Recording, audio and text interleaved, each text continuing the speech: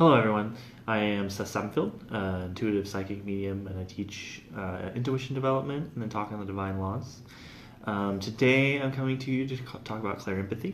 Clairempathy is how a person that's an empath really, how do they get their intuition? How does their intuition come in?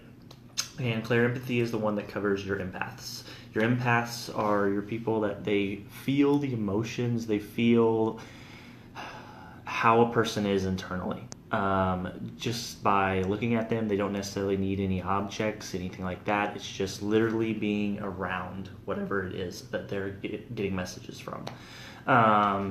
So the biggest thing that I do want to say about clairempathy is a lot of them start to really, when it heightens, they start to pick up on the pain and the negatives really quickly of people, to where sometimes they get stuck only seeing that. So when we go through all of this, clairempathy people, what I'm recommending is find a way to pull away from that, because it's just a natural habit to be like, oh man, they're going through this. We've got to stop all this pain and suffering, and yes, we do. I agree with that.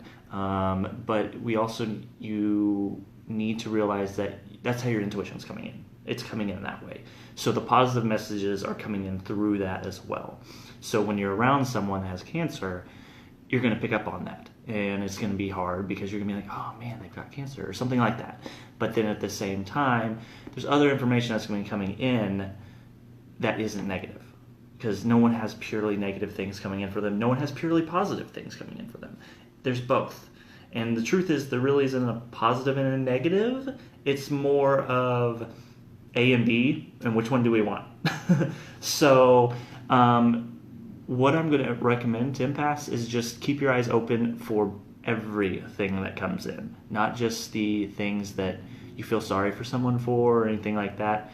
And then when you get those things coming in, really accept them. Sometimes an empath, it's hard for them to accept because it's, other than a feeling, you don't really see it. A lot of the clairsenses fall to the point to where it's like, well, if I can't see it, then is it real? Am I just, making this up? Is it real? Is it, what is it? So really, it's just learning to trust. Clairempathy and a lot of the clairsenses, the biggest obstacle is trust. Trust in yourself.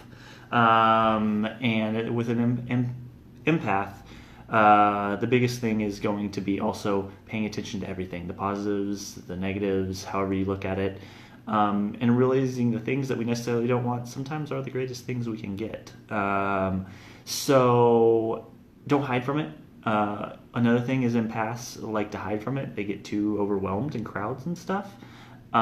We will go over things that will allow you to get into crowds, be around people, and not really get overwhelmed by those type of things as much. Of course, it takes practice, so it's not something that overnight is going to be able to get you right in there and be perfect. But it is a process, and it is something that we will go over in the long run. Empaths, another really good thing is a lot of your medical intuitives, they're empathic. That really goes towards your empaths. So when you're empathic and you're looking to maybe move into doing intuitive work as a career, my recommendation for this clairsenses is probably something to do with helping people with medical. It really, really works well, and it's something that this one just seems to tune in excessively well at. Okay, well, that's all I'm going to cover about clairempathy today.